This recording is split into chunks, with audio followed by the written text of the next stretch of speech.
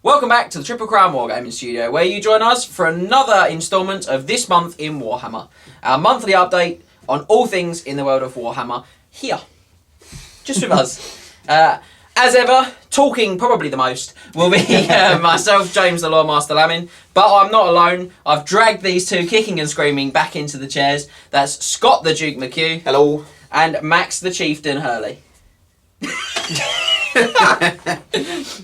So it is going to be our usual roundtable discussion on all things that have been going on in the hobby, from, as ever, from the serious to the silly. So we'll check over all the new releases for the last 4 weeks. We'll have a chat about the month in our hobbies. We'll talk about social media and all the sort of stuff that's been going on our pages. We've also got an amazing announcement for a brand new partnership that we're going to be taking part in. We're very excited about. We certainly are. We'll do our usual Warhammer news section, and then this month we're going to have a big chat about how we write composition. And we'll explain why we've chosen to do that as the video progresses. And then finally, as ever, we'll be telling you about all the videos we're going to have coming your way in the next 4 weeks. Yeah. So lots to get through, chaps. Yes, exciting times. As ever. It certainly is. But what is not lots to get through are new releases. This seems to be a trend for the last couple of months, really, doesn't it? Yeah, it's a bit weird. We sort of slowed down. We get a big burst, don't we? And then I think you find that at the different times of year, though. Yeah. So you find it more, sort of spring to summer, and then it slows down in the autumn, and then hopefully picks up again around Christmas and the New Year. I think there'll be some good stuff for Christmas. They're just building the cannon. That's all there's. Building the cannon. So you all know it's coming soon, ladies and gentlemen. Soon! It's coming. Soon Max is going to get shot with a cannon. or out of a cannon. Either. I like the second one a lot. It's coming soon, ladies and gentlemen. I hope it's coming soon. I'll put a rune on that. I'll make sure we can re-roll that artillery dice. That's that. I want to set you up. One of the Christmas versions. Right out there. One of the Christmases this month in Warhammer. Max is wearing a Santa hat in a cannon. We need a bigger studio. To the moon! So shall we continue? Let's do it. So new releases. It's a bit of a full road fest this month. We've got 3 from them. So they've released a new version of Skylar Anfin Grimm for Blood Bowl. I love that. Every time someone says... Really pleased I said that right. Every time someone says his last name, they always say they always enunciate Anfin Grimm. Yeah, well I thought his name was like Aphagrim or something like that. But when I read it, I was like, oh no, there's Ent in there. Anfin Grimm, yeah. So, to be honest, there's not really any porting or any effort required. He basically just looks like old artwork. Yeah, I'd maybe get rid of or change the sort of, I don't know if it's like a casualty or someone dead or someone who's just knocked over, but there's like someone laying down on his base. He's dead. He's dead, Chief. I'd maybe just change that because they're in, I think it's a human or maybe an elf, and they're in very like Blood Bowl-y sort of gear. So maybe change that or get rid of it. But other than that, the model itself. Maybe change the fluffy socks he's wearing. Wrong. No, just wrong. I love the fluffy socks. He's wearing fluffy socks. You keep the fluffy socks. No! That's what I'm saying. You're That's his scaly skin. That's your scaly skin. Yeah. The fluffy socks. 100%. If you're in front of like the Changer of Ways or like the Blood God and he was like, I'm about to bestow upon you your first gift, what would you want? You'd be like, you know what? It's cold in the frozen waste. Fluffy socks. I want warm feet. Yeah. That's what I want. How about we do something about that?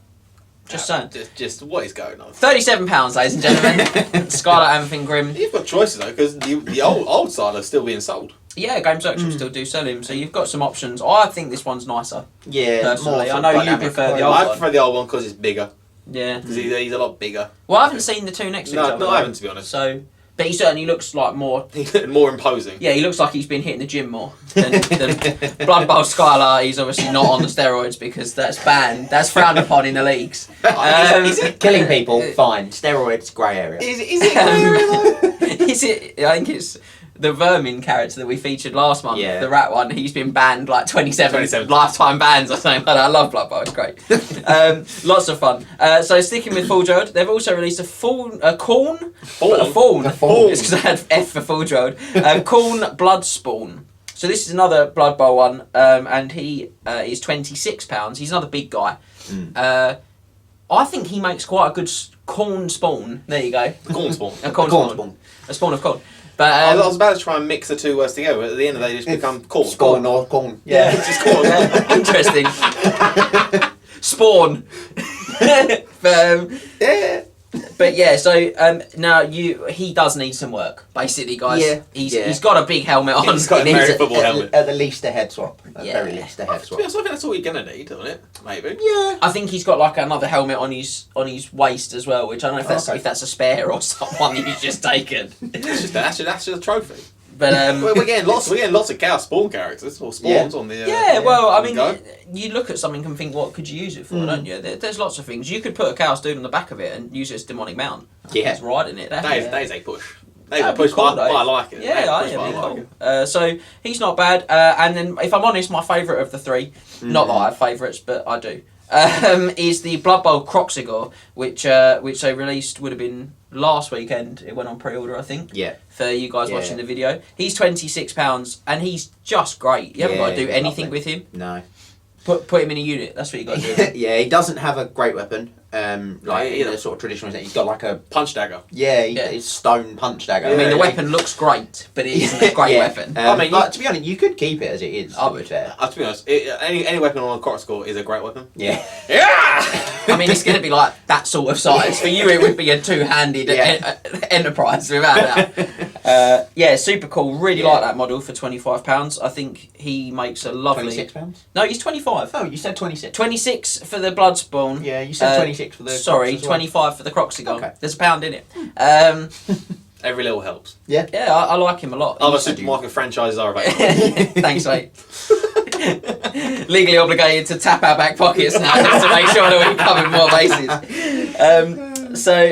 And also the final sort of release is, do not forget, guys, the Triple Crown GT tickets are going on sale on Saturday the 4th of December for Night of the Realm subscribers, and they will be going on general release on Sunday the 5th of December. Yes. There's a lot of interest in this already. We've had plenty of contact from people, which we're just super stoked about. Yeah, absolutely. And we will be releasing, check out our social media, we will be releasing the price of the tickets very, very soon. So before this deadline. But obviously, we said before, we record these things kind of before they're released, and so sometimes there's a time lag for us and we're getting the finer points of things organised. I mean, to be fair, it'd be difficult to record these after they're released. It would be challenging, Yeah. but they're not recorded on the day we release them, is what I'm, No. is what I'm stressing. No, they're not. And the pack will be released next Friday, the 26th of November. So you'll get a full sort of, I think it ends up being like 9 days, is it? 8 days? For general release. 9 days general release. Yeah. So lots of time, but you're going to have that full weekend over the last weekend of November to really chew the pack down, which we're super excited about. And you know, there are some changes. They're not wholesale changes. It's going to look and feel exactly like sort of the previous Triple Crown GT pack, but you know, with some updates. And that's what, you know, that's because you guys come and play games. There you go. That's it. So that we can see the trends and the patterns and make sure we're getting it right. There's also new missions this year as well. There is, yeah. Or a new mission this year. Spoilers. Yeah, which we're really excited about too. We said it already, I think. It's not a spoiler. But it's exciting stuff. Yeah. So we're going to move on to the month in our hobby. So I'm going to start this month with the Chieftain. So Max, what have you been working on? Dry. It's been dry month. No, it's not been a dry month, to be honest. I finished the Beastman, as you've all seen in the second Light of Albion campaign video. Yeah. That's the word. I can get my words out there. You finished them and then said, do you want to use these Beastmen? And I said yes. I don't think I said, do you want to use these Beastmen? I think you said, I want to use these Beastmen. I think it was That's how that conversation went down. You're using the Wood Elf, so actually someone's got to use the Beastmen. I could have played myself. I could have done it myself. But no, I finished the Beastman, so I'm now in the process of finishing the little bits and pieces I have elsewhere in the army. So I have some Minotaurs, I have a Cygor, I have some characters. Just little bits and pieces. In terms of purchasing, because we all know purchasing is the second part of my hobby. It's the other half of it. it's the main part, really. It's my main part. Max's main hobby, purchasing figures. I bought a Chaos Lord on Noble Demonic Mounts for off of you. You did? About 3 weeks ago, I was saying. It's quite a while ago now, to be I was honest. very happy with that. I'm going to mention that the other half of that with my purchasing section. I sold Chaos Lord. I also bought 52 Orcs. Oh yeah. Yeah, he did. I bought 52 classic Orcs. You can't actually buy them anymore No. on Gino, which is upsetting. But no, I bought 52 Orcs for quite a good price, to be honest. Yeah. Yeah. I haven't seen them yet because Scott's the negotiator for I'm the us. middleman here. He's the middle. But Scott's seen as a picture, so when I get them, I'll have to see what kind of state they're in. Yeah. They'll probably need stripping. Yeah, probably. I mean, they won't get painted anytime soon. No. Let's be honest here. Done anything for your Chaos? I'm genuinely asking that. I don't know. I based the second Hell Cannon. Okay. I did base second Hell. I based some characters. Oh no, not really. As it's been a bit of a dry month for me. I've not done a lot. What's the plan for next month? Buy more What else are you figures. going to buy? Oh, what am I going to buy? What am I going to be buying? I don't know. Castles, maybe. It's an illness. Is it in honest? I'm doing it. Yes. I'm doing it for you guys. I'm doing it for the channel. I put can myself live- out. You don't get anything painted. You can live vicariously through Max's purchases next month as well. Make a comment and tell me what I should buy next. That's a Oh, danger. That's a dangerous position to That's a put dangerous yourself in. proposition. Tell me what I should buy next, and please make it reasonable. But no, that's it for me. Let's move on to Warlord Titan? I mean, you didn't say it had to be fantasy. I mean, yeah, you put. We can put 6,000 points of fantasy against the Warlord Titan and see what happens. I mean, if they were going to, I bought some 30k, but that's about it. That's nothing to do with this, but yeah, that's me. Let's move on to someone who isn't as disappointed with himself. I don't know. Are you disappointed with yourself this month, Scott? Yeah, I've not really had much competition. Are you disappointed with yourself? Yeah, I've got 2 Terrorgeist built. Hey, legit, Not painted. legit Terrorgeist. Actual Terrorgeist, yeah. Not just eagles on Not bases. just Eagles, no. But yeah, I've not glued them to the base. I'm going to paint them before I've glued them to the base because I don't want to have that nightmare. Because we had that conversation. Yeah. I was like, Don't do that. Don't do that. Speaking from experience. I've painted 2. Don't do that. So yeah, I'm hoping to get them painted in the next couple of weeks actually. Sort of around end of November or next week when this comes out. So sort of end of November. 2 weeks for us, 1 week Yeah. for you. Hoping to get them painted around then. And then get my vampires on the channel because we've had your vampires on a couple of times. A lot, yeah. Too many times. Yeah. Too many. But not had mine on. So once I get those 2 Terrorgeists on a nice competitive list. That To be honest, I remember your vampire counts, and it's just as bad. Well, yeah. It's just as bad, if not worse, because there's more just death freaks. Sorry, are you insulting both of our paintings? You Or are damn- I'm just insulting both your armies as a whole, really. I don't like vampires, it's well known. But That's I think really that's the extent of my hobby. No this Graveguard. month. No, I'm about to say Grillguard. No Graveguard built. No Graveguard built. And I said I was going to build lots of Graveguard, but didn't. I built some vampire characters actually. Ooh. I built basically the whole Von Carstein family and clan. Krell.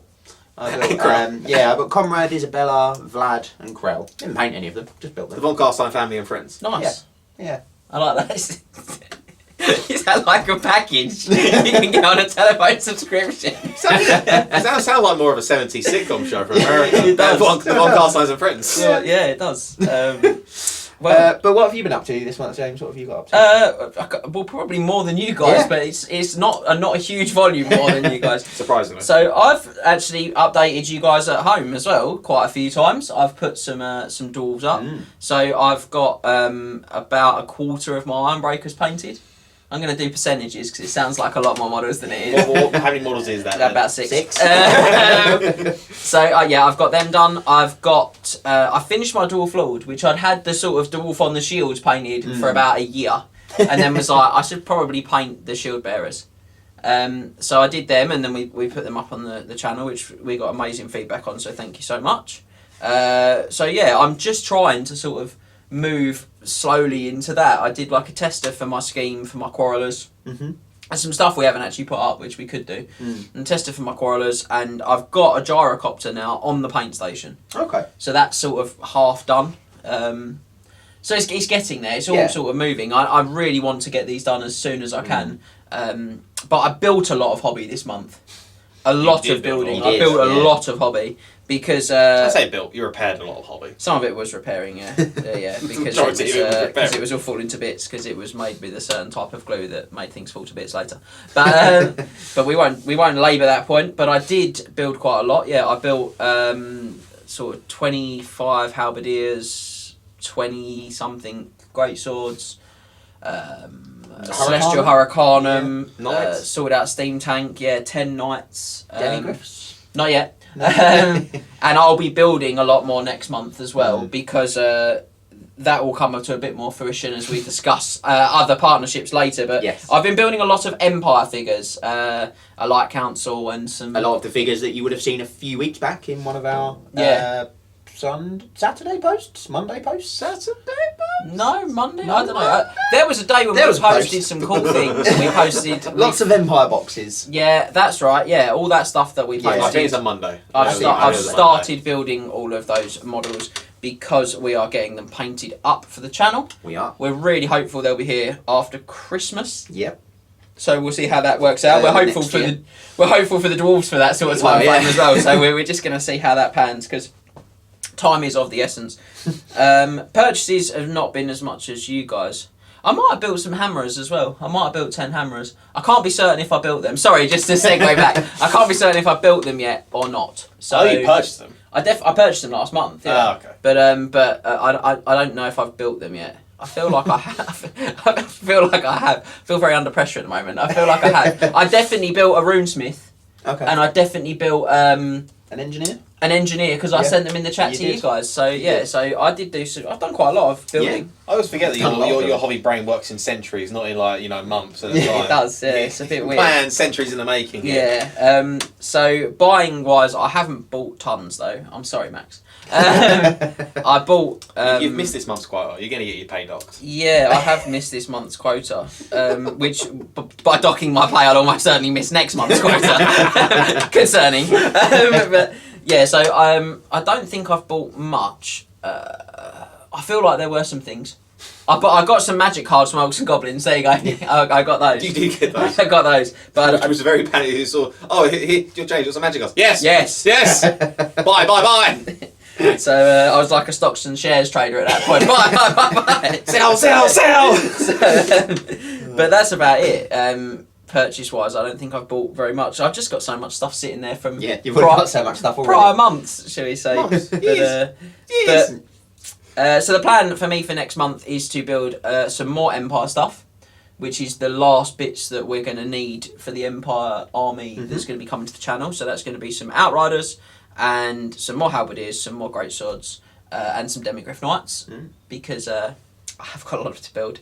And I want to just keep working on these dwarves for you guys, so I'll hopefully be posting more and more updates as we go forward on those. Crossing fingers, but hopefully that gyrocopter will be coming soon. Yeah. Probably not That'd be before. cool. Probably not before this video because No. I'm looking at my work schedule for next week and being like, no. But maybe soon. So yeah, looking forward to that. So social media, I'm going to move us on because I've just sort of got a bit excited about hobby there. So lots of emails this month. Lots of messages about when Triple Crown is and what's going on with the events. Yeah. Very cool. And we've had a really specific email about how we do composition. Yes. So I'll let you synopsise some of that conversation. Yeah. So we got an email from Dave Paul. Thank you very much for getting in touch. Big man, Dave. Thanks, Dave. Max is a massive fan of yours. I like Dave. I know you do. I'm just telling the truth. He's a good player. Yeah. And essentially, Dave was asking how we get to the comp scores that we give for certain units, because sometimes comparing them to like the deep dive ratings, they don't quite match up. So something that's got quite a low deep dive rating isn't necessarily a plus comp, whereas something that's got a slightly higher deep dive rating is a plus comp. And the examples that Dave gave us were Graveguard are a plus, but score significantly higher than High Elf Archers, who are not a plus and are rubbish. Yeah. Savage. The humble High Elf Archer. Come on. He Yeah, does but his he's best. rubbish. He He's is. rubbish. Humble is a positive adjective for him. Yeah. He tries. He tries. Come on. Not hard enough. He's a militiaman. So we, he literally is. So we're gonna. In fact, he's citizen levy. But we're gonna. When we get down to our big discussion section, we're gonna explore this much more. Yes. We've had quite a few emails this month. We had one as well about Dogs of War. Yeah. And I've got to be honest, I'm going to just put this out there. We've got no plans at the moment to do anything involving Dogs of War. Not right now. Sorry, guys. Much like I want to see the Birdmen of Katraza that are Yes. on the tabletop, but Yes. And is it Leopold's Leopard Company? Oh, there's loads. Tishy Witchies. Tishy Witchy, yeah. I was Tishy gonna Witchies, say, Gold yeah, One Riders. Yeah, so, but there is no plan at the moment to do anything with Dogs of War. That's what they're called. With Dogs of War. I'm pretty sure the Goldfag Man here used to be a Dog of War. He did. So, Yeah, because you had Goldfags Ogres. So there you go, you heard it here first. If you like the idea of Dogs of War, do Goldfag Man here in an Ogre Army. You can do that one. But we've got no plans for that at the moment. that's it really. Lots of other things, but nothing that's probably noteworthy to shout out on here. What is worth a shout out is a Saturday showcase to all of our ever growing membership. Thank you for being ever growing. I'm not saying you're getting fat. I'm just saying that you're growing as a collective, and that's really cool. We're getting fat, but that's different. we are. It's Christmases are coming. The goose is getting fat. So, the goose is a gandering, is what you could say. So, but a massive shout out for our Saturday showcase. If you are one of our members and you've got some awesome hobby you want us to show off on our social media pages, send it in to us. Send us some pictures. Drop us an email on the triplecrownguys@gmail.com or get in touch with us on Instagram or Facebook. We want to see a hobby that makes me feel sad. Yes, we do. So literally any hobby. Who's got more comments in the past? We're gonna bring this up again. Oh, you want to do this? No, I didn't think so. Let's move on. Let's move on. So, speaking of social media, you guys will have seen, and we've mentioned it a bit, that we've been getting tagged and having lots of interactions with Warpaint Mini, particularly on Instagram. I think they hit us on Facebook as well, but the Instagram stuff's really cool. Yeah. And that's because we are going into a sponsorship basically with them, or rather they're going into a sponsorship for us, which is really cool. So Warpaint Mini will be sponsoring the channel going forward, which we're super excited about. And as we've mentioned and as you'll have seen, they're painting a very cool Empire army for us as part of that sponsorship. Which James has built lots of Empire. Yeah, which is why I've got to finish building some more Empire to finish that whole project off. So get your Hockland out. I don't see a lot of Hockland Empire armies either, so it's going to be really... That's because it's right on the middle of a bust. Well, Hockland as well, I think, because it's right in the middle. They basically fight some beastmen out of the forest, and then they're surrounded on all sides by other Empire. So if they're fighting, the chances are the other Empire are doing really badly. It's gone terribly wrong. Bring the Hockland long rifle to your games. Let's get it on. Yeah, that's cool. I don't care what anyone says. That's a cool thing. I don't use them because they're not very good, but they're cool. So, Warpaint Mini, what are they all about? Well, they might look like a sort of conventional commission paint studio, particularly as they're painting an army for us as part of their sponsorship. But that's not really what Warpaint Mini is. Basically, Liam, who runs Warpaint, has developed a really unique painting tuition system, probably the best way to cover it. So it's designed to kind of help us overcome the things that stop us getting armies painted. So it might be that you don't have a lot of time to paint figures. It might be that you're a bit disappointed with how the models come out. I'm not disappointed. Other people are disappointed. Or it might be that you just worry about how much it's going to cost you to get them done in another way. It's the three sides. Three sides of the coin. We really are it. But I wonder why we thought this is a really good partnership. So Warpaint Mini, what they'll be doing is running face-to-face painting lessons. And they'll be sort of conducted in small groups, and the plan is for them to be putting them all over the UK. So Liam will be travelling out to different hobby locations and stores and things, and running these lessons. Now, I really like that. Yeah, I think it's really good that you get that sort of opportunity to ask those questions sort of straight away. You haven't got to email or message or something and wait for a response. You can ask them there and get on with your painting.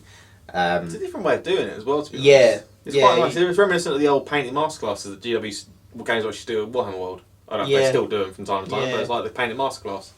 Which is very cool. Yeah, I think you're right. And again, the flip on that though is that unlike, say, a painting masterclass, which is really cool and that I do see people run, these workshops are all about getting it painted quite quickly. Yes. Sort of like that stress-free time frame. Yeah, that's it. So you look at you can see the standard from what we're posting, from what we're putting up on the channel, and what Liam's posting about of the models that he's doing for us. You can see that that's a really high standard, and then you're talking to him, and he's like, and it's all designed to be put out in a really sensible time frame, which is great when you're as slow at painting as I am. and as well, it's about. The sort of the lessons that Liam and Warpaint will be doing, it's about getting armies painted. Yeah. Whereas a painting masterclass is about getting a particular character or model. A technique sort of. Very nice. Whereas, taking on a whole fantasy army, which is generally got lots of models in it. It's a daunting prospect. It is, and it would take hours and hours and hours and days if you were to do it to the sort of standard of a painting masterclass on every model. Days? What speed are you going at in days? Days, yeah. I'm Well, like, if you do a whole army, years. I've still got stuff from Warriors of Chaos I've had for 10 years, it's still not painted. yeah, you haven't been painting it for 10 years. I know you're slow, but but you know, you want that, like you say, you want that sort of economical timescale of getting a whole army done. Yeah. Yeah, and I think that's why this is such an exciting like partnership for us. Because like if I think about like the guys that watch our channel, you guys at home that support us, that we are super grateful to have. Yeah. We'll give you a wave again. I just like hand gestures. I enjoy myself here.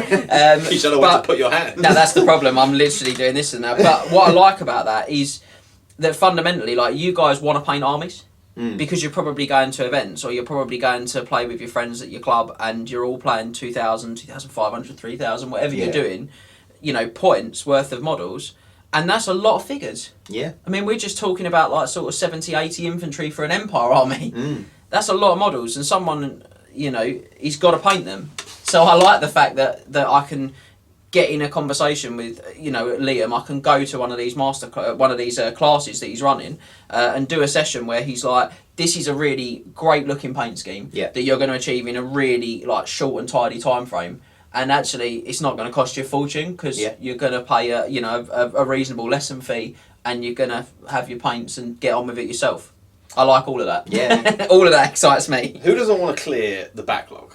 Oh, Who doesn't want to clear the backlog? Yeah. And if you do it quickly, when That you means you can buy more. when you buy as many figures as you buy, you definitely want to clear the backlog. I have an entire large figure case. And- Not large figure case, extra large figure case of Orcs and Goblins that are just staring at me I have- every night before I I go to have a bed. wardrobe of shame. It's not even a cupboard anymore. It's evolved into a wardrobe. Well, it's like Narnia in your cupboard. Or your wardrobe. I remember the first time Max saw the cupboard, I slid it back. He was just like, "What?" I think I poked my head in there. I was like, "This goes on forever. Huh? This is insane. Yeah. Oh wait, there's a holy Insane. grail down there." Don't let Scott see that. He'll get jealous with the Bretonians. Crusading intensifies. All of a sudden, Come in, all my cupboards smashed up. And Scott's like, There's a horse in your bedroom, just like I'm. Nay. So we're getting off topic. We do this a lot on the channel. We get a little bit overexcited, but fundamentally, it's going to be lessons all over the UK, and I've repeated that, and they'll be starting from 2022. So if you want to get yourselves in on that early, or you just want to see, you know, the great standard of hobby that's being produced, or you want to keep up to date with the Empire stuff that they're doing for the channel that you're going to be seeing on here, then make sure you head over to our social media pages, and you'll find Warpaint Mini from there. You will. Or you can watch the short that's going to be attached to the end of all of our videos now, which will show you Warpaint Mini's Instagram page details. More work for me. Yeah, we love to see that. So plenty to do straight away, and Liam will be announcing all of the lesson times and courses that he's going to be running on there. Yeah. So you'll get up to date with it really quickly and really easily. And hopefully we'll see a big Hockland army on the channel soon, which is really inspiring me at the moment. So I just want other people to get as inspired and excited as I am. I'm like proper You want to be an empiring it. inspiring presence. I think that Hockland army will be an inspiring presence. I've got to be honest. But From will what it I've seen of be? Will it be mounted on the dragon for the 18 inches? I'm always. I'm not going to say mounted on a dragon. You wish you was mounted on the dragon. You wish you could fly around on a dragon. I'm less competitive, but much cooler because I'm mounted. We all know that's not true. I'm mounted on a dragon. Yeah, you're right. I'm super cool. I can never be less cool. And I'm super competitive. In a very real sense, I'm the opposite of all the things I just said. I'm uncool and competitive. He lied to you. He lied to you. So there's a few other things to cover as well. Liam's donated a really cool and unique high elf army to the channel as well. So that's massive thanks to Liam and from Warpaint Mini for that. And that will have featured on yesterday's Saturday showcase. So you've already seen those models, and we're going to come up with some content to get them onto the channel soon too. Also, make sure you watch out on Saturday the 4th of December, so that's the same day that Triple Crown GT tickets go live for Night of the Realm subscribers. 5 o'clock Ish. Thanks, chaps. We will have a live Q&A where Liam's going to come down to the studio and we're going to paint some figures together. We're going to get a chance to see some of those techniques and that actual... look at Max, he's loving the idea of painting figures. To see those those courses in action, and we'll be taking questions on Facebook Live at that very time and trying our best to answer them. So all good stuff, really excited. Make sure you head over to his Instagram to check out the details and get ready to see lots of figures and things that they've painted or that they've shown us how to paint very soon. Just say thanks, Liam. Just thank you, Liam, for doing this with us. Cheers, big man. So we're very excited about it. So that covers all the kind of social media things you'll have seen or that we've seen. If there are things that we should see, make sure you tag us in them. So Warhammer news. As ever, we'll start with our usual shout out for the Champions Destiny Facebook group, particularly if you're in the UK. This is dedicated to 8th edition fantasy play in the UK. And it's run by Mark Pete. I always say his name. I love him because he does such a sterling job of keeping that group going. Yeah. It's growing all the time. It's over 400, might be more than that now, members. It's a very active group. It's a great place for hobby. Crucially, you'll see bucket loads of events and cool things being posted on there all the time. So it's very active. So we like that. Make sure you go and join the group. Give it a like. Yeah. You get to see the Scots band. That happens almost every other day. You do. And it's free. Yeah, it costs is free. you nothing, just a bit of time. Talking of free things. I nearly said 3 things. Talking of 3 things, don't forget you 3 things. You can head up. Yeah. Did I say 3 then? Yeah, you did say. Oh, 3, not 3. Go on, Max, take it from me. Talking of 3 things. There you go. Also mention free sign up. I'll read directly from the sheet. No, I have a cheat sheet, but I didn't want him to read directly from the cheat sheet. So we have the free sign up on the website. So make sure you sign up for a Knight Errant subscription on the Triple Crown Wargaming website. It's free. As you said it right this time. Not free. Not free. It's free with an F, like the 70s band. And it's going to be all right now. That's a joke for the dads. So make sure you sign up because there's extra content on there that you can't get on YouTube or on our social platforms. Yep. And again, it costs you nothing to do it. Just remember, guys, if it's free, it's for me. What? Yeah. So I'm going to move on to events, chaps.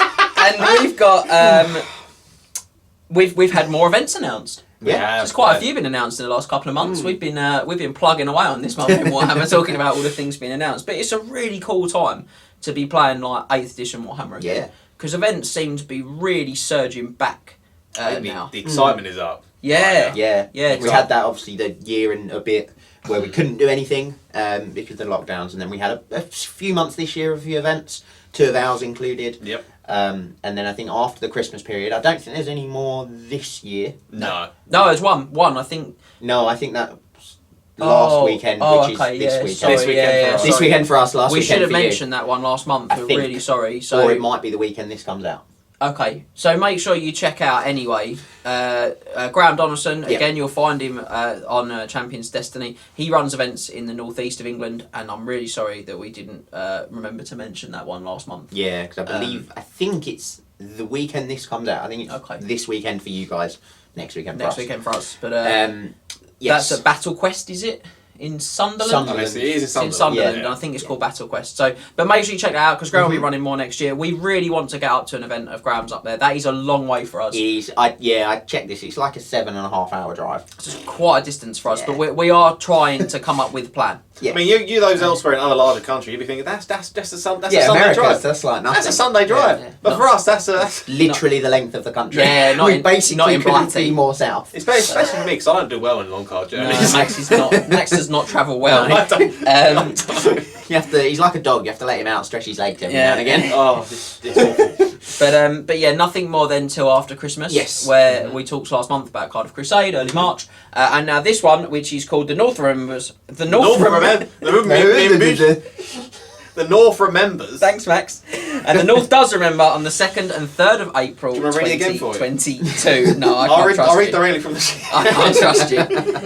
These are not coherent points. They're just pointers. So 2nd and 3rd of April. This one's 3,000 points as well. Well, big boy points. 2,999 plus 1 points is what it actually is. To avoid the Grand Army sort of thing. Yeah. So take it like you take a normal army, but just build to 3,000 points instead. Yeah. Now this one is using a version of the Triple Crown GT pack as well, so it's not quite the same. There's Some slight variations.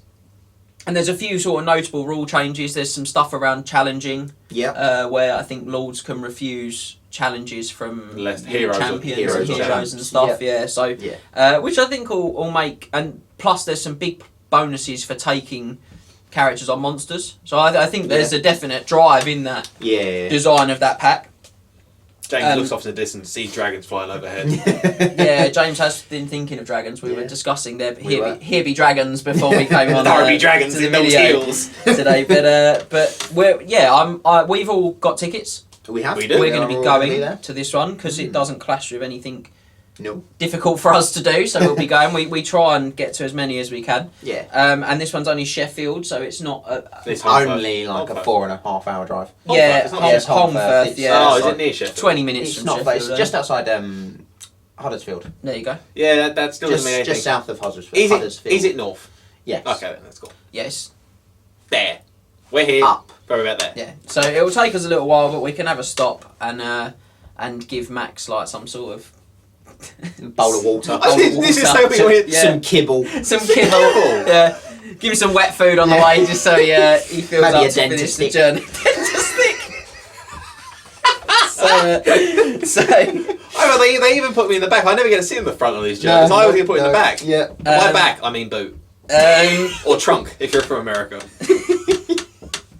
It's not even a steak. We just lay him down. yeah. So Just lay him down. I've Shut the lid. got a cage in the back. Right, can we move on? Because I'm not an animal. I think we're already excited. You're already talking about vampire counts for this one. Yeah, Is I'm that pretty right? sure I've got a list fairly set. I'm gonna try and get some practice games in at some point. It's a few months away, but we don't get too much time No, to we play we- off the channel. We weirdly don't. So we play a lot, but it's all for the channel. So when like an event comes up and it's a little bit different, we don't really get that much time to play. But I'm going to try and get some practice games in and sort of finesse that list. yeah. The faction thief, as I'm now calling you. Look, just because I chose first, just because you're Mr. Procrastinator, choosing like 2 days before the list is due in. That's absolutely fine. Almost never goes wrong. Oh, that's June.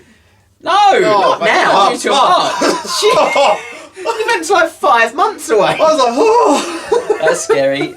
Have you got any thoughts about what you I want to think play? it's taking the Goatman. The Beastman. I need to figure out because my painted stuff is 2,500. I need to work out what I actually need for 3,000. Yeah. What, 500 more?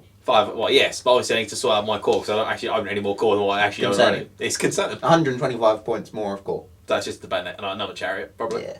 4 chariots. Well, there you go. And I definitely won't be taking Vampire Counts or Beastman. So Well, you don't own a Beastman army, so that would be a struggle for you. You can take warriors if you want. I probably won't take them either.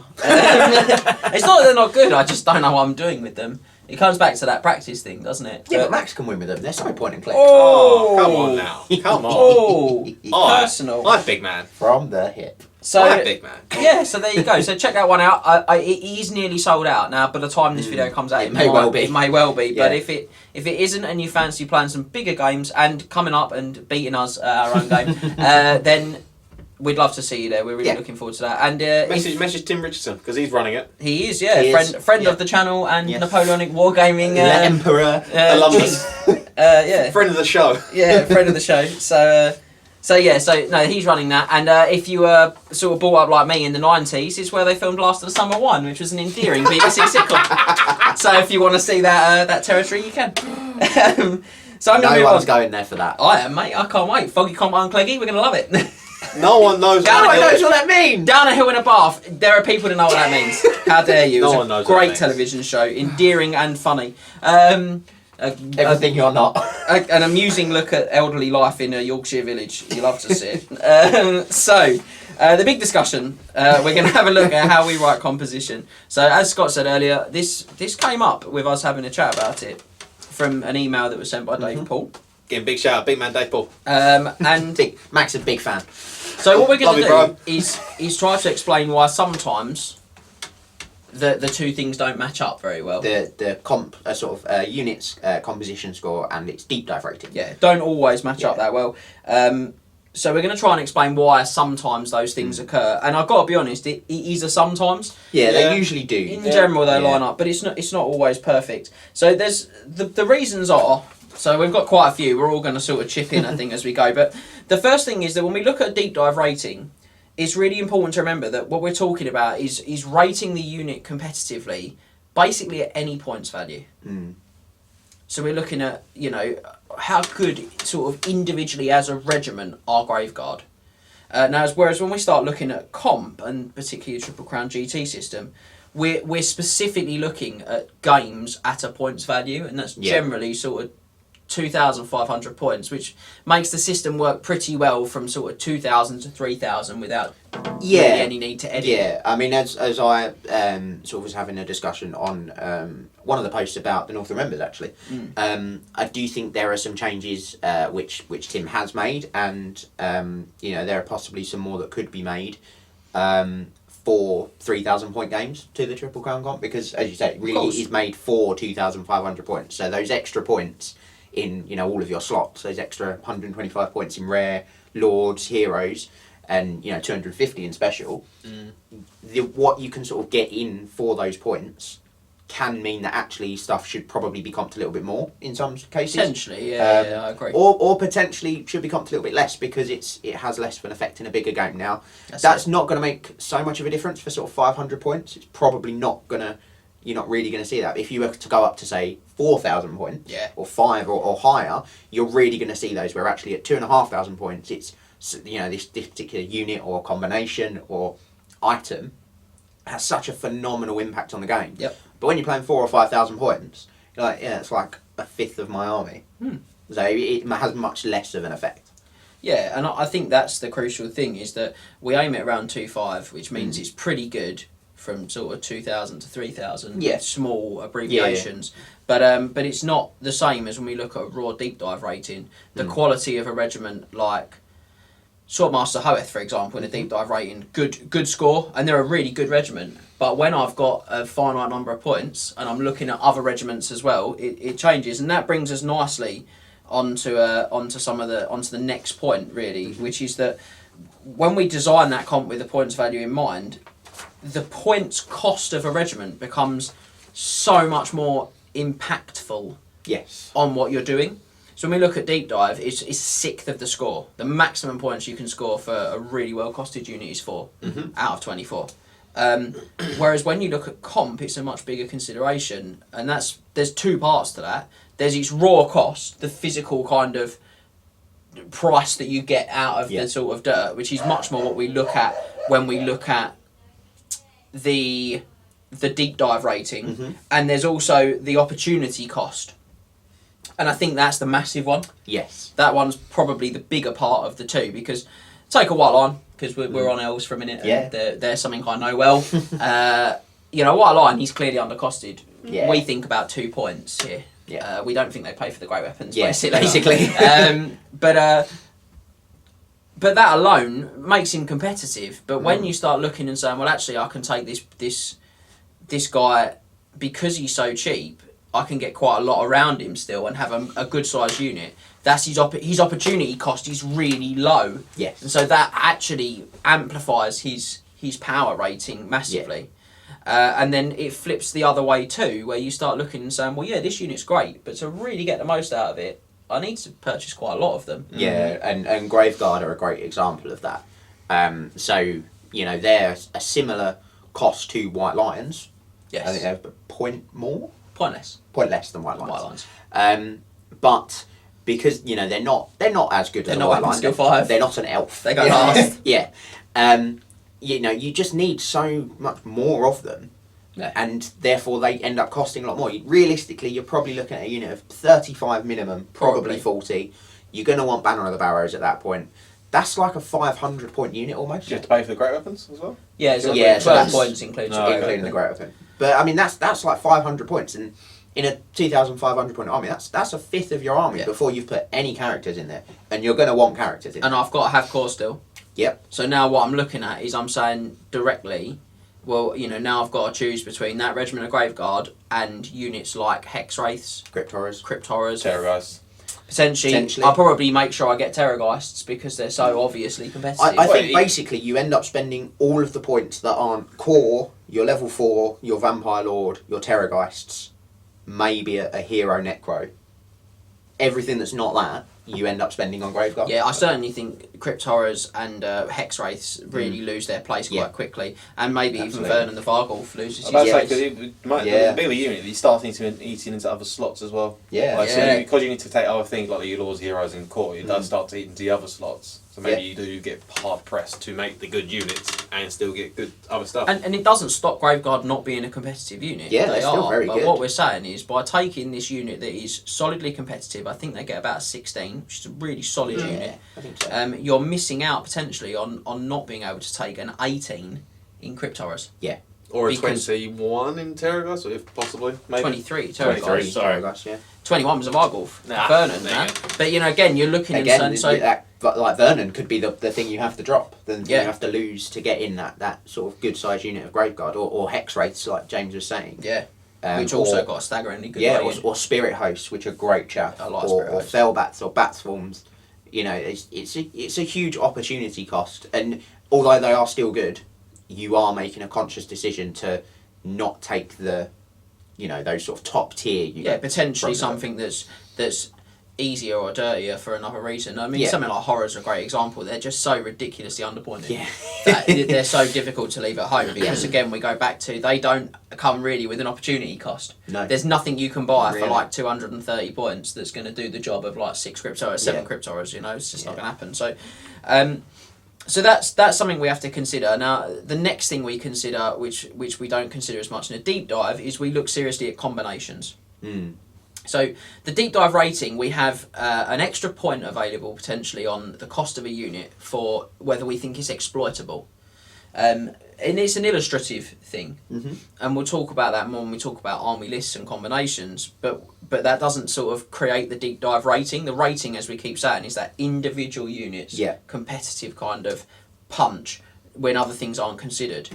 But the creating the kind of the combination element makes a real difference. So we have to look at that quite hard when we look at comp. So I've got some examples here because I want to try and flesh that point out where I don't sound like I'm an idiot. It's difficult. It's difficult. Cheers, mate. Thanks.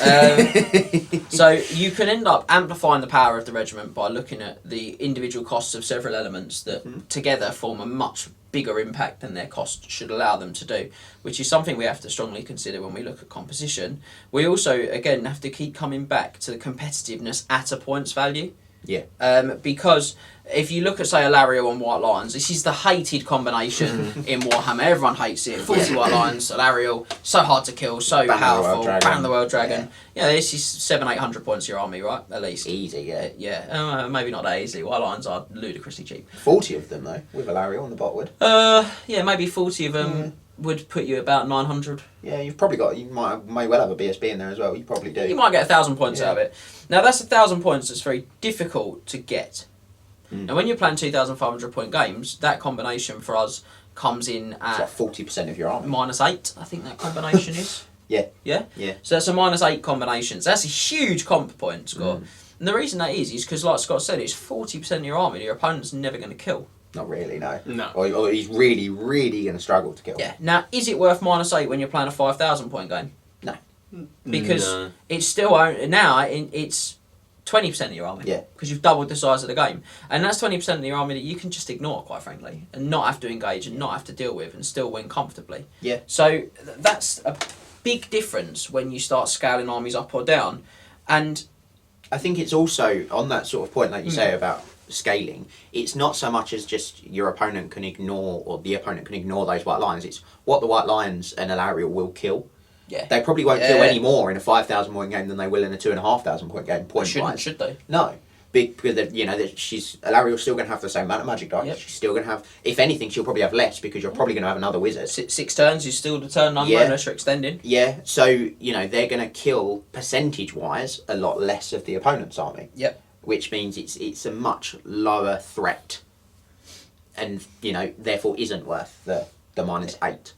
Whereas something like Epidemus, for example, He gets a universally great deep dive rating score. You can check that out if you look at top 5 special character heroes on the website. But and he has a universal effect that he's just as good at 1,000 points as it is at 5,000 points. It's amazing. If anything, it gets better the bigger game you play. So the more stuff you get, the better it gets. So you know, this is when we talk about combinations and how it's a lot harder to analyse combinations in terms of a raw power rating, because very few things have the epidemis effect. Most things have the kind of Alario effect. They affect a certain area or unit. There's almost nothing that has the same sort of effect that Epidemis has. No, I can't. In terms of game wide. No. Maybe someone like Slug Tongue, where he can hit every unit at the start of the game. So the bigger game, he kind of improves. Epidemis isn't consistent. That's why Epidemis is the best one. The tippy top. Yeah, he really is. There's no spoilers. He's number 1. So another thing we have to consider a bit more when we look at composition than when we look at deep dive is slot. So when you're building to a specific points value, slots have points limitations. Minimum 25% core, maximum 50% special, for example. Yeah. So you know, the raw power of a regiment is what we talk about when we talk about deep dive rating. We don't talk about that. You know, like the because it's in a universal points value figure again. I keep going back to that universal points value versus fixed points value, and that really is the gut of what we're saying. So slot becomes a bigger consideration, and I know you are always talking about core pluses because that comes up quite a lot. Yeah, and I think it's, you know, to use Dave's examples of Grave Guard compared to High Elf Archers, and you know, Archers having the lower deep dive score but not being a plus. Archers come out with points that you have to spend for your army. Yeah. And I think I gave this exact example to Dave. A High Elf's core, assuming you're playing 2,500 points, that's 625-ish points that you're going to spend on your core, and you're probably going to spend as little as you can on it, or as close to little as you can on it. Unless you, like, you know, spam Illyrian Reavers, units of sort of 5 Illyrian Reavers, or maybe some Silver Helms, that core just isn't going to be very competitive. It's not really going to affect the competitiveness of the army. Yeah, you do see guys go for the big bus of Silver Helms, and that can be. It certainly has a smaller impact, basically. So as it is, amusingly, as a spoiler, High Elf Archers are going to be a plus in this year's pack. Yes. As we sort of shuffle around a little bit and just look at the scores, because it's part of what we do, and we're going to see how that works. But when we do core pluses, it's also worth pointing out we tend to fix a number of models to that as well. So you've got to actually spend a certain amount of the points on it. You can't just take like the minimum size unit and have a nice cheap plus. Generally they're around 200 points ish, somewhere around there. Or they're of a sort of certain size that it's not their sort of competitive best. So vampires with zombies, for example. A unit of 20 zombies, they're never going to kill anything, but you don't have them to kill anything. You have them to keep your necromancer alive. And they're 40 zombies in 3 turns. Exactly, because you just grow 20 for free. but to get the plus for them, you have to start with that bigger unit of 40, which is harder to place. Yep. You know, behind units, it's harder to hide, it's harder to manoeuvre. And you've got to spend more points in it. Not that many more points, but you've got to spend more points in it in the first place. Yeah, so, I mean, those are very deliberate choices. Yeah. So we do consider slot as a really important element. And again, it keeps coming back to opportunity cost, like you say. Opportunity cost in slots is really important, and you do have to spend those points on core. So they're all considerations, and the list goes on, and we're not going to stop yet. So spammability is, I'm not sure, a real word, but it is now. Is another consideration we have to look at. So if something is easily spammable, it can have a really unpleasant effect in the game. But that rarely decides how competitive a unit actually is. On its own. That's it. Yeah, because again, it's the sum of parts element rather than the individuals. And like we've said with a lot of the others, it has a wildly varying effect. Yeah. At sort of different points values. If I said to you, like, you know, if you could optimise your number of, say, Marauder Horseman units at 2,500 points, what would you go for? 2 to 3, maybe. 2 or 3, yeah. 2 or 3. So 4 is quite strong because I can invest those points in them. There's not too many in there. So it's to 3. Sorry, you said 2 or 3, and so I thought it was 2 to 4. I'm on one today. 2 to 3. 3 is a good number because you're investing sort of 300 points ish, which is sort of about 10% of your army's overall value, 12%, something like that, and that's not too many points to just sort of to give away. Yeah. It's, and if they don't kill very much, it's not a big hardship back. That's quite competitive. Now we don't comp that example specifically, but that's quite competitive. But if you took them down to a 750 point game and dropped 3 units in, they would their competitiveness would deplete hugely. Because you've spent half your army. I say almost half your army at that point. Or even at 1,000 points, a third of your army on it. Yeah. And they've got to kill stuff now. Yeah. Now the pressure's on them to actually deliver something. If we're honest, like, those sort of units like Living Reavers, Horsemen, Yeomen, Man Yeomen as well. Man, they just don't kill stuff. No. They themselves die. And they're potentially one fireable from lost points. Yeah. Now you can swallow that at 2,500. Yeah. You can't swallow that at 1,000. And the example I'd written down here was Illyrian Reavers, because we do comp them. Yeah. And so 4 units is really strong. Because that 2,500 points. Because that core slot's not that competitive a slot, so I can invest 4 units out of compulsory spend points. Yeah, you've got to spend them somewhere. And I've got good anti-war machine out of that. I've got good sacrificial units. I've got excellent choices for that. They'll kill other people's chaff reasonably well as well. They're not bad at it. But again, if we stack that down like we were just saying with the Marauders, and you play a 1,000 point game, 40% of my army list. Even a 1,500 point game. That's like still almost a third of your army. Yeah, it's still just too much. It's just too much. It's just scaling at that point. So scaling you're taking such it goes a huge back risk. into an opportunity cost thing. Your risk reward and all that sort of jazz. So it's simple but complex. I know it sounds really, it's an oxymoron, but it is. But like fundamentally, all of the elements that we try to consider when we build comp, they're all individually quite simple, but it's that interaction between all of them and the raw competitiveness of a unit that we get from a deep dive rating is basically a part of that. Yeah. But it's not all of it. Like you said before as well, it comes down to essentially a universal sort of points value to a fixed points value. They're the differences. And a lot of the time it will line up anyway, and you'll find that low deep dive rating units get pluses or high deep dive rating units get negatives in the comp. But sometimes you do get that where actually units scale very wildly differently at different points. So a deep dive rating might be particularly high, but they're actually a plus, or vice versa. And it doesn't happen that often. No, I think it is what doesn't. You're saying, and It you're doesn't. right. And that's why it's nice to have specific examples almost, Yeah. because you can explain why we get there. Another example would be like from the Warriors Chaos one is the Slaughter is like a 17, but it's like a +1 or 2 in our combat. The scale. It sort of sounds really good, but.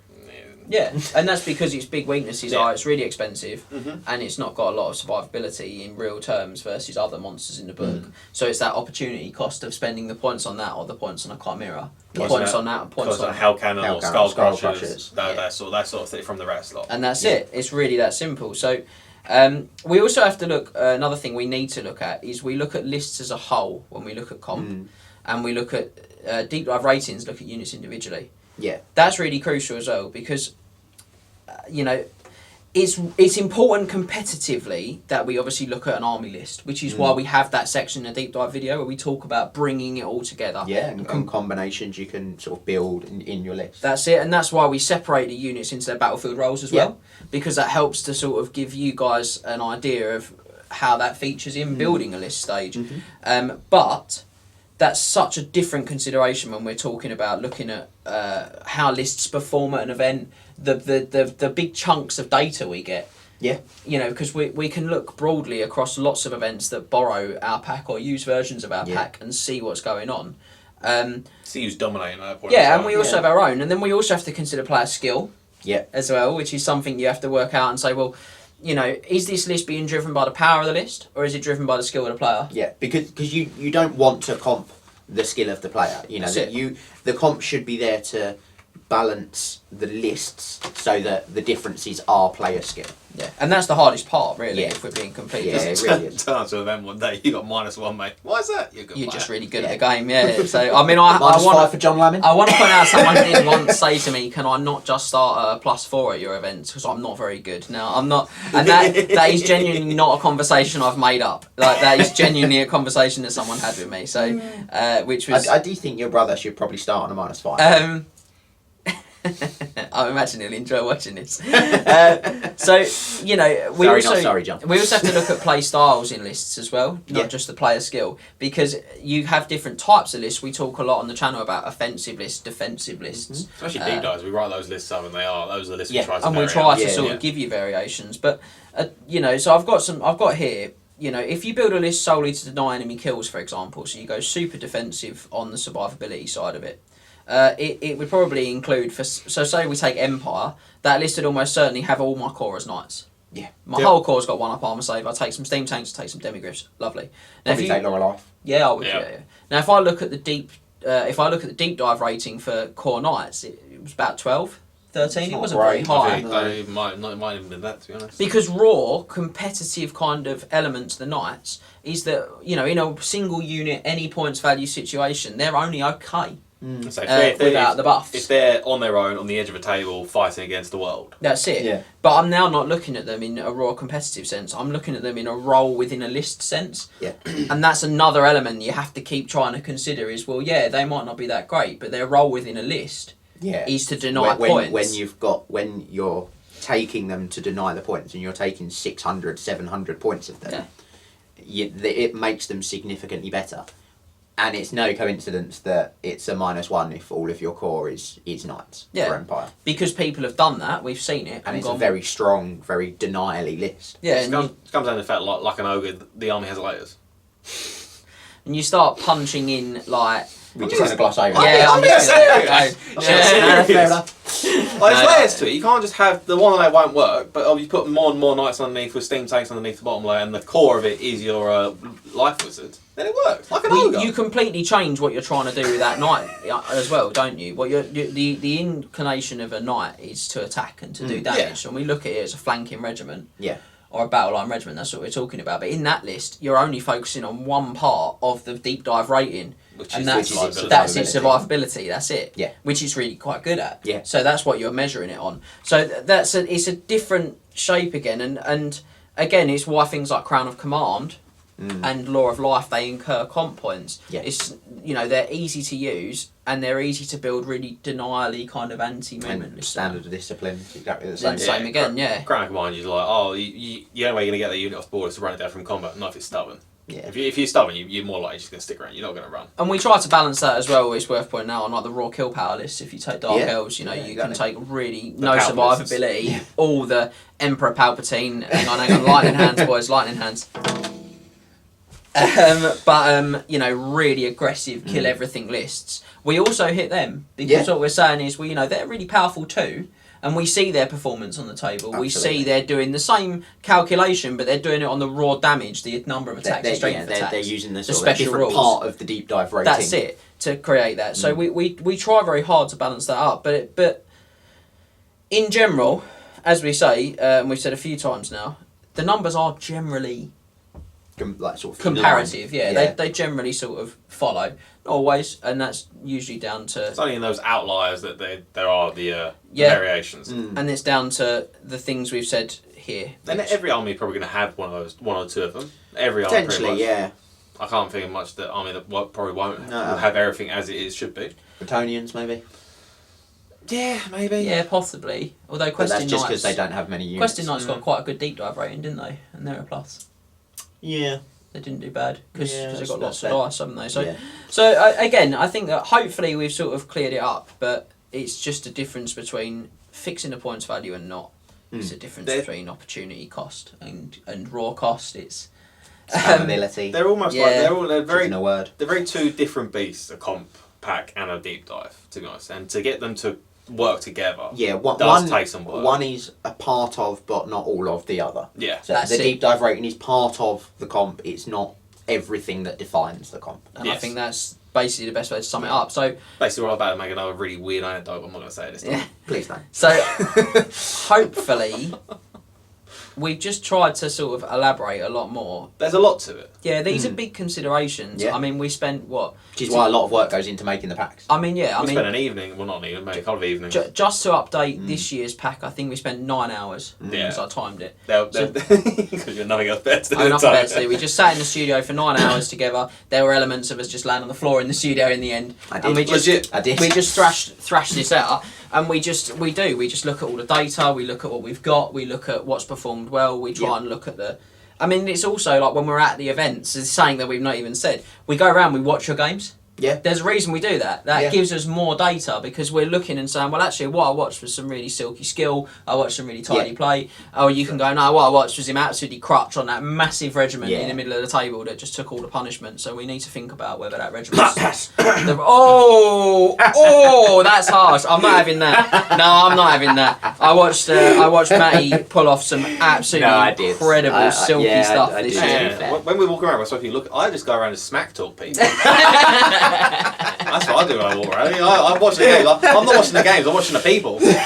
So there's a lot that goes into it, and you'll see this year's update. It's a reasonable update. It's probably the biggest one that's been for a while, to be honest. Yeah, probably for 3 or 4 years now. It's probably the biggest one because we've had probably more data than for the last couple of years, and a lot of positive feedback. And the channel's done us a lot of favours as well. Lots of people kind of getting involved that way. So, but you're still punching 9 hours in just to update the scores effectively. So there's time, and I haven't finished actually typing it all up yet. So I would have finished it by the time this video comes out. I hope so. But I haven't finished it now. So that's it. Hopefully that answers your questions. Dave, honestly, thank you so much for the email because thank you. We really do want people that enjoy our pack or that come to our events to feel like they are part of that system and they get it and they understand it and it works with them too. And if you've got feedback, send it to us because we do listen, we do try our very best. Or questions like if you want to understand maybe why a particular unit in your army is a plus or a minus or a nothing, or why it's scored a certain way on a deep dive rating, drop us an email. It's what we're here for. Yeah. It's why we sit in the studio. So that's it. We're gonna finish up as ever by telling you what you can expect to see in the next 4 weeks. Max is excited on the channel. So two of the most fearsome armies will be returning to the War Council this month as the Lizard Men face off against Warriors of Chaos. So this is going to be 2 armies that Max collects. Because you need 2 armies that I collected. I do have lizard men, to be honest. Yeah, you've got some grey lizard men. Thanks, John, for lending us your not grey lizard men.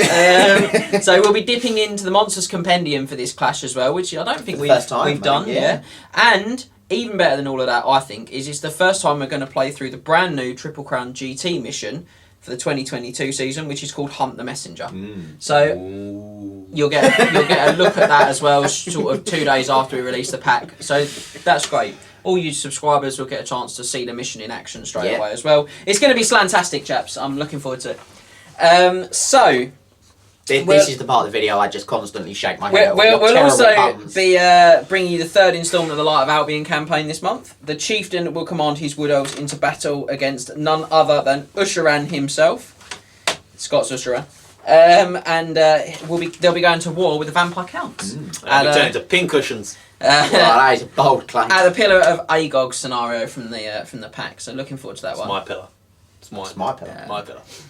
So, after many of you enjoyed the Chieftain's Beastmans last month, we did get lots of messages about the Beastmen, actually. Surprisingly. Yeah, they really did. I told you, painting compliments. I'd say they were not painting compliments. They were not painting compliments. We thought we'd help you put your own army together for the Bray Herds as we go for Bind for Beginners Beastmen. The bleating will intensify. It will. This month's Warzone will also let Scott flex 2 of his favourite armies on the tabletop. As he will be bringing us the Battle of Seren Fields. So that's the epic clash between the Red Duke and the Sons of Bretonia, which you can read about in the Red Duke novel, which is also very good. Scott's be reading that very soon, I'm assuming. I will be. It's really good, that book. Now, Evil is also going to rear its ugly heads. Plural. Once more this month as we take a look at Kairos Fateweaver for our Heroes of Legend series. Big bird. Is he hero? He's more of a villain. Villain of Legend series. There we go. And this month, 20-0 Tactics will take a wild form as I discussed the lore of beasts with you all. And that was chosen by you guys in our last content poll. So thanks for telling me to do beasts because I got to put in that great wild form pun. The competitive there would have been a miasma pun if you'd have chosen Shadow. There's no way out of this for us. You can't escape. No. Right. The competitive character series this month will be a royal affair as we take a look at the Tomb King for the first time, getting him on. Make sure you tell your mummy about that one because she's not going to want to hiss it. So I'm just so pleased with myself. Just silence. Take heart or shake with fear, as we are going to take a look at magic standards which affect the leadership of your units in this month's Magic and the Mundane. And finally, get your gut plates on at home. As the Duke is going to make a thunderous charge through the mountains of Morn to bring you the Ogre Kingdom's deep dive. So, Indeed. plenty to do, chaps, as ever. Plenty coming up. Yeah, and cool hobby too. I'm just looking through what I've got here. Cool hobby too. So very cool stuff.